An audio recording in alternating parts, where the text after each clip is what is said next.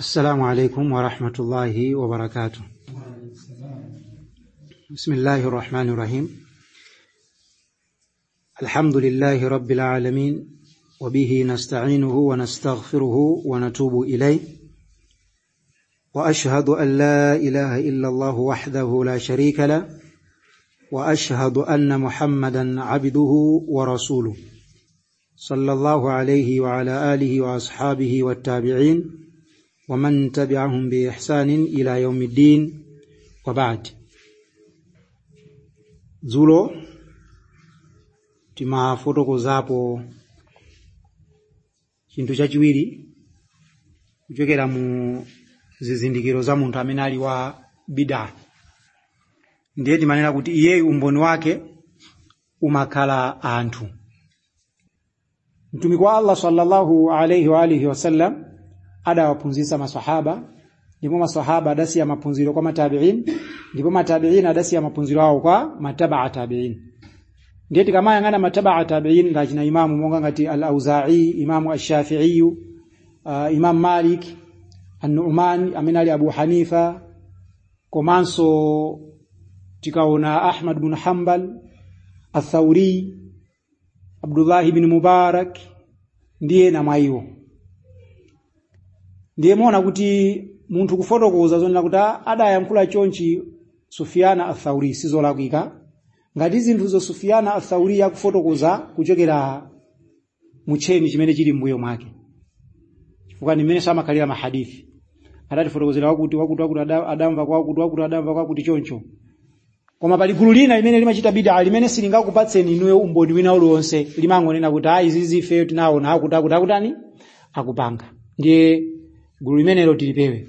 Ndiye pali gulu lina limene limathanso kutchula zinthu kuchokera kwa maulama zimene maulama ambuyo adagwiritsira ntchito kuchokera mu umboni umene iwo adaupeza koma ndotani ndofoka. Anthu amene wasitinganene kuti ndi bid'a, maulama wasitinganene kuti ndi bid'a fuka hadithi idawapeza yachani ya dhaifu. Ndiye pachifonera kuti iwo adaopa kuti agwiritsire ntchito maganizo awo, adangopanga hukumu pogwiritsa ntchito hadithi ya dhaifu ija. Ndiye sitimanena kuti ndi bid'a, timangonena kuti apapa adapanga chani mistake. Ndiye anthu amene amabwera mbuyomu ikapeza hadithi imene ili ya sahihi yomwe ikusembana ndi zimene adaphunzitsa mmodzi mwa maulama amene ali odziwika bwino mu Chisilamu, iye uja ndikutsatirabe za maulama zija pamene hadithi ija yampeza wa bid'a akhala iyeyo, sakala maulama aja ya. Izi zili choncho chifukwa chani?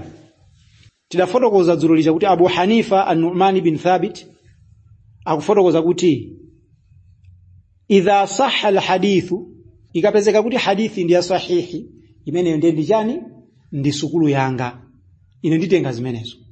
Sindiyang'ananso zonena kuti munthu ina akukamba chani kapena ine mbuyo mundakamba chani, koma ngati hadithi yandipeza ine nditenga za hadithi imeneyo.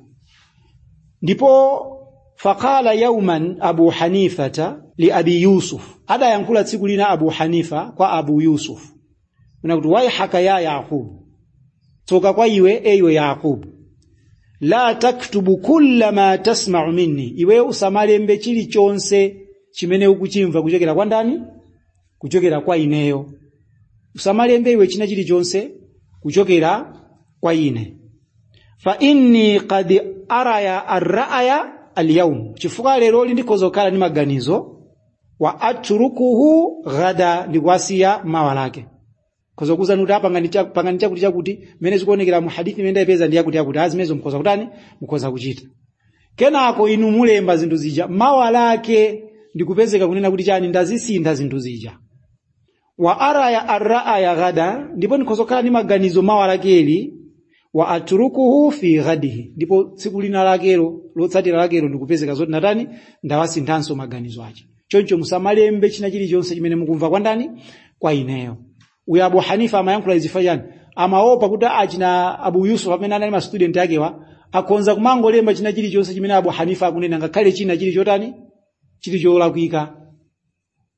Choncho adzatenga zinthu zija ndikuzikhazikitsa, kenaka akamadzayamba kutsatira azona kuti ngati Abu Hanifa amazitsutsa yekha. So adauza zoti musamalembe china chilichonse, muzilemba zokhazo zimene zafotokozedwa kuchokera kwa ine mu hadithi yomwe ili yachani ya sahihu.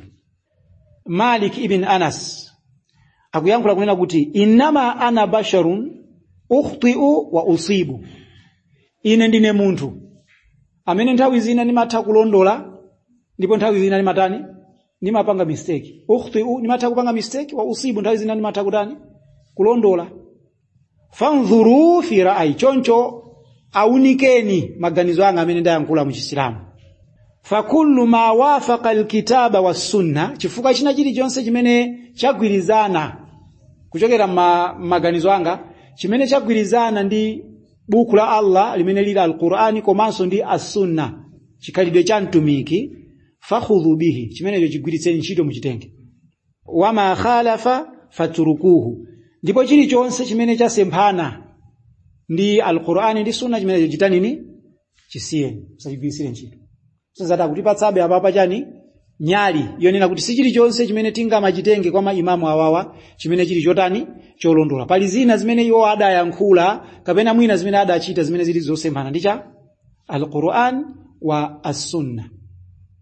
Ndiye ife tikangotsatira blindly ndekuti zili kwa ife, chifukwa awatisambiratu chani manja.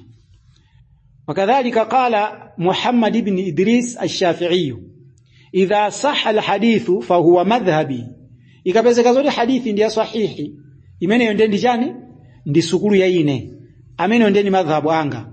Wadribu bimadhhabi urda al-ha'it, ndipo menyetsani madhhabu anga amene ali madhhabu ya Imam Ash-Shafi'i, muamenyetsa amene ukukoma alibe ntchito kati hadithi ya sahihi yadani yapezeka. Kusenza ndi zimene Imam Shafi'i adayankhula kapena kuchita zimene zasemphana ndi al-Qur'ani ndi sunna, zimene zozo tisazigwirisire ntchito, titenge zokhazo zimene zili zotani zolondola, zimene zikugwirizana ndi al-Qur'ani wa sunna. Ndipo mukayankhula kwina Imam Ash-Shafi'i adalina kuti idha wajadtum qawli yukhalifu qawlu rasulillahi sallallahu alayhi wasallam fa'lamu biqawli rasulillah sallallahu alayhi wasallam wadribu biqawli urda al-ha'id. Mukapeza kuti mawu anga akusemphana ni mawu a mtumiki sallallahu alayhi wasallam, inu zindikirani kudzera mu mawu a mtumiki ndipo siyani mawu anga muamenyetse kuti kukhoma. Mawu anga muamenyetse kuti kukhoma. Soneza kuti awanso apa amatisambira mmanja. Waqad kariha al-Imam Ahmad an yaktuba fatawihi wa kana yaqul, ndipo ankaletsa zinkamunyasa sankasangalatsidwa nazo Imamu Ahmad kuti anthu adzilemba mafatwa ake, ndipo adali kumayankhula kunena kuti la taktubu anni shay'a, inu musalembe kuchokera kwa ine china chilichonse, musalembe kwa ine china chilichonse. Wala tuqalliduni wala taqlidu fulana wa fulana wa khudhu min haythu akhadhu, ndipo musandipange follow blindly, musanditsatire mwakhungu, komanso musamutsatire uje mwakhungu. Tengani kumene iwo anatenga kuchani maphunziro, kumene kuli kwanda kwa Allah ndi kwa mtumiki wake. Ndiye tiona kuti maimamu awawa akutipatsa nyali yonena kuti kuchokera kwa iwo titenge zokhazo zimene zisakusemphana ndi Qur'ani ndi Sunna, ndipo zawo zimene iwo adayankhula kapena kuchita zimene zikusemphana ndi Qur'ani ndi Sunna, zimene zisazitani tisazigwirisire ntchito. Ndiye nthawi zina tikabwera ku nkhani yokhudza Chisilamu pamakhala maganizo kuchokera kwa maulama onse pa hadithi imene ili ya sahihi, koma maganizo ndikukhala kuti onsewo ndolondola. Choncho Silamu atenge chimene yeye chamutani chamuphwekera. Koma pakapezeka zoti mbali zonsezo pakuoneka kuti anthu watsutsana, ndiye mbali imodzi kukamba zoona, ife titenge mbali imodzi imene kunena zoona. Mwachitsanzo pakadali pano anthu ena akuyankhula kunena kuti tarawih ya marakati 20 ndi ya bid'a. Alipo ena ake amene akuyankhula zimenezo. Kumachita kuti maulama mbuyomu kuyambira mu nthawi ya tabi'in wa taba'a tabi'in wal a'imma min ba'dihim, onsewa amayankhula kunena kuti mtumiki wa Allah sada ike malire pankhani ya swala imeneyi kuti munthu apemphere marakati angati. Sada ike chani malire, kuza kupemphera mmene ungathere. Chifukwa chani? Nawo sanagwirisira ntchito hadithi ina imene mtumiki adafunsidwa zokhudza swala ya usiku, kunena kuti kodi mtumiki ningapemphere bwanji swala ya usiku mtumiki anena kuti salatul layli mathna. Swala ya usiku ni marakati awiri. Pamene waona kuti ukuopa kuti kukuchera, pemphera raka imodzi ya witiri ndi pamene ikwaniritsa marakati ena onsewo. Mtumiki pakamapaka anayankhula ziti zimenezo. Now pali maripoti tsopano amene lero lino anthu akupezeka zoti akusemphana. Maripoti a Aisha radhiyallahu anha amene akukambapo za mmene mtumiki amaswali pena marakati 7, pena marakati 9, pena marakati 11. Ndiye pali hadithi ine imene kukamba kuti mtumiki wa Allah Aisha akunena kuti sadapempherepo mu Ramadhani kapena miyezi ina yonse kupatulapo marakati 11. Pamene mu hadithi ena yemwe Aisha akunena kuti nthawi zina mtumiki amaswali ka 7, pena ka 9, pena ka 11. So ngani ndiyo nena kuti kumva kwa hadithi imene iyi anthu ambiri ndi pamene akubwera kuti yayi Aisha amene yankula pamenepo ndi faino basi. Ndi bid'a kuonjezera pamenepo. Kumachita kuti maulama akulu mbuyo mwa anatanthauza kunena kuti kani ya qiyamul layli palibepo hadithi imene mungayipeze yomwe ikufotokoza kuti mupemphere marakati motere. Mtumiki anachita choncho kupapemphera marakati 11 koma sada yankhule yeye kunena kuti musadutse apa. Chifukwa tikayang'ana majeni masunna amene ali rawatib anafotokoza kunena kuti masunna awalipo angati 12. Sasa ti munthu sangapemphere masunna amene wawa 14 kapena kuchepetsa. Koma apemphere masunna awa angati 12 basi. Munthu amene wapemphera masunna amene wa 12 amene yuyu akupangida promise nyumba kuti kujanna. Anayankhula zimenezo mtumiki wa Allah. Before fajiri marakati awiri, before dhuhuri marakati 4, after dhuhuri marakati awiri, pa asiri before after palibe, pa magharibi after marakati awiri, after al-isha marakati awiri. Pamodzi mukapalikiza ndi 12. Sasa ti munthu kupemphera more than that ndekuti sakupemphera masunna amene mtumiki ananena arawati, komanso kupemphera less than that amene sakupemphera sunna ya jani ya rawati. Koma qiyamul layli mtumiki sada yankhule kuti qiyamul layli ije ni marakati yake ni chonchi basi. Sada yankhulepo zimenezo mtumiki. Adanguti mathna 2. Sasa tupanga 2 panga salamu. Kaya watalikitsa ndeza pezeka zonena kuti wewe kwa kuchera uli pa awiri omwewo ungopemphera raka ina imodzi kuopa kuti kukutani kukuchera. So muona kuti ena ano pamene akubwera iyayi kuonjezera pamenepo ndi bid'a chifukwa mtumikisa nde izizi timanena kuti anthu amene wawa amakhala kuti sakudziwa apya mtima mwachidule amakhala kuti apya mtima. Kama ulama ambiri sangagwirizane pa chinthu chabodza yani.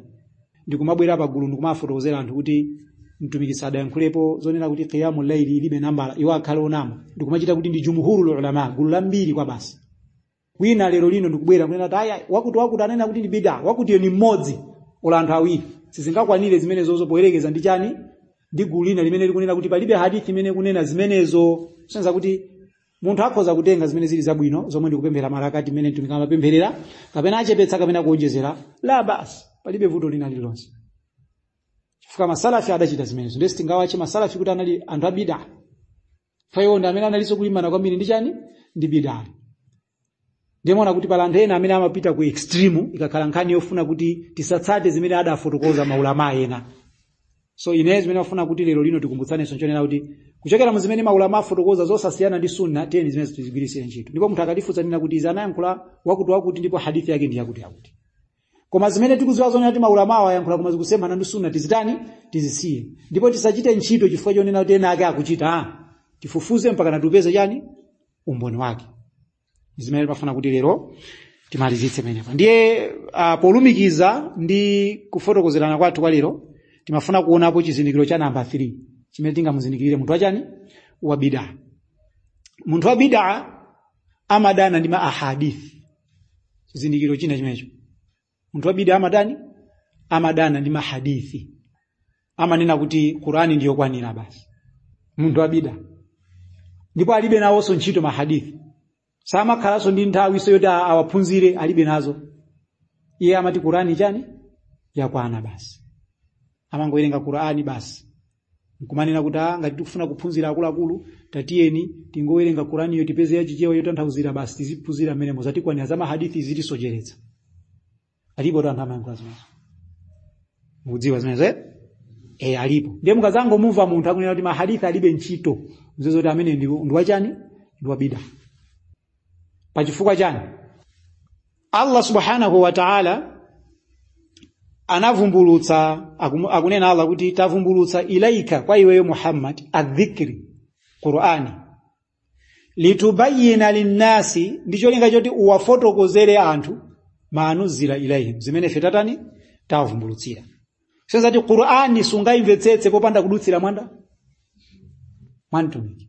That's the point. Qur'ani sungaimvetsetse mopanda kudutsira kwa mtumiki. Muwerenga zotanthauzira ziye simumvapo china chiliyonse mungomvapo zapamwamba. This is why anthu ambiri anasochera. Chamata atenti oneni mulungu akuti chani ndakubwera mu yomasulira ija yechichoka ndi yachizungu ndikuwerenga amaona ngati zimene chazokwanira. Kuiwala kuti mtumiki alipo amene anatambasula aya ina iliyonse kuti fotokozera zimene Allah amene mwatani wayankhula. Ndiye munthu wa bid'a mumpeza kuti amanena kuti mahadithi alibe ntchito panopa Qur'ani ndiyo kwanira basi ndiyo kwanira imeneyo. Mpaka na mtumiki wa Allah sallallahu alayhi wasallam min hadithi Abi Rafi' wa ghairihi ada apanga woni kuchenjeza asilamu kunena kuti la ulfiyanna ahadakum muttaki'an ala arikatihi, ndisampeze muntu alinenga wakhala pa mpando wake ya atihi amrun mimma amartu bihi, kumachita kuti chilamulo chochokera kwa ineyo chamutani champeza iyeyo, au nahaitu anhu kapena chiletso choti asiye kuchita zina zake champeza iyeyo basi ndikungokhala mnenga basi pa mpando wake. Fayaqulu ndikumayankhula kunena kuti la adiri, zimenezo za hadithi hizi sisi kuzidziwa zimenezo. Ma wajadna fi kitabillahi ittaba'nahu, zimene fitazipeza buku la Allah zimenezo zimene tizidani timazitsalira. Mtumiki akupanga woni ndisampeze Islamu akuyankhula zimenezo, ndisampeze Islamu akutani akupanga zimenezo. Ndipo mu hadithi ina ya Irbad ibn Sariya yeyu akufotokoza kuti qala Rasulullah sallallahu alayhi wasallam ayahsabu ahadukum muttaki'an ala arikatihi fayadhunnu inna Allah lam yuharrim shay'an illa ma fi hadha alquran, koda kuganiza muntu kuti angokhala nenga pa mpando wake basi ndikumaganiza kunena kuti zimene Allah waletsa ndizokhazo zomwe zili mu Qur'ani basi sura bwino kwa basi. Kodi muntu akuganiza kuti Allah paziletso zake tingozipeza mu Qur'ani basi? Ndiye mtumiki kunena kuti ala zindikirani, wa inni wallahi ndithudi ine ndikulumbira mwa Allah qad wa'adhtu wa amartu wa nahaitu an ashiya'a innaha lamithlu alqur'ani au akthar. Ndithudi ine ndatambasula zinthu ndipo ineyo ndalamula zinthu komanso ndikuletsa zinthu zimene zili zofanana ndi mmene ili Qur'ani mwinanso kuposera pamene. Ndifake Allah anayankhula mu Qur'ani kuti wama ataakumur rasulu fakhudhuhu wama nahakum anhu fantahu, chilichonse chimene mtumiki wakupatsani chimenecho chitengeni, ndipo chimene wakuletsani chitanini chitalikireni chisiyeni. Sasa Allah subhanahu wa ta'ala adafunabe kuti anthu timulemekeze mtumiki wake pophunzira kuchokera kwa yeye muziletso zake muzilolezo zake.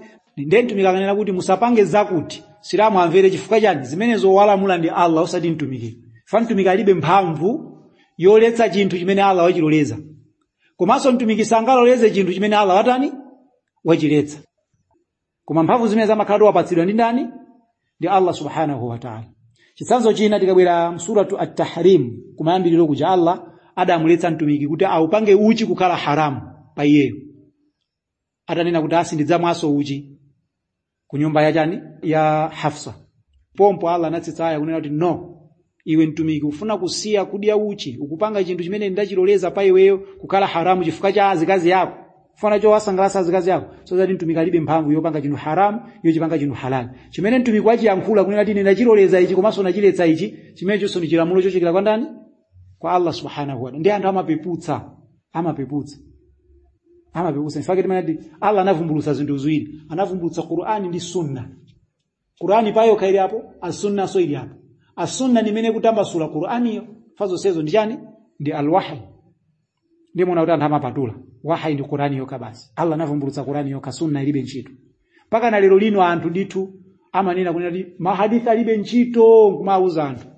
Zonse zimene za anthu zongopeka tizobali kuti ndizolondola. Ndengati anthu tikukana mahadithi pamene maswahaba anapereka. Chimodzimodzi so tikuyikana Qur'ani.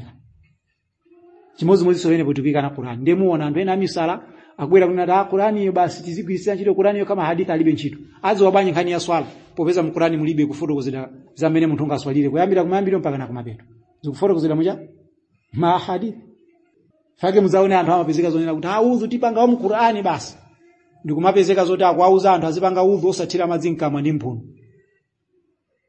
udhu amene ndi batil osakwanira ngakhale Allah wayankhula mu Qur'ani kunena kuti famsahu wujuhakum sambitsani nkhope zanu nkhopezo zikupanga include mkamwa mphuno ndi ndevu zomwe zimenezo mtumiki palibe udhu umene anapanga osathira madzi mkamwa ndi mphuno so munthu anati atipanga wa faradhi ongopanga osathira madzi mkamwa ndi mphuno amene akupanga zaka zambirimbiri zonsezi udhu olakwika chifukwa ya chofuna kungotsatira zawo posatsatira mtumiki mtumiki amamuona ngati ndi wamisala mtumiki powafotokozera anthu zindamata ameneyo alibe ntchito ndiye muona kuti munthu wa bid'a chizindikiro china chimakhala chonena kuti amadana ndi chani ndi ma ahadithi ifake mudzaona anthu amatahamu pano pasizo kamba za mahadithi zo yayi tatiyeni tikambe amafuna kuti basi muzingo kamba za mu Qur'ani ndi azita nthauzira Qur'aniyo mmene wakufunira pamene papa ndi tanazzalul malaikatu waruh amatsika ngelo pamodzi ndi mizimu pamene mtumiki sako kamba poza mizimu ya kukamba za arruhu kukala arruhul qudus yemwe ndi Jibril alayhi salam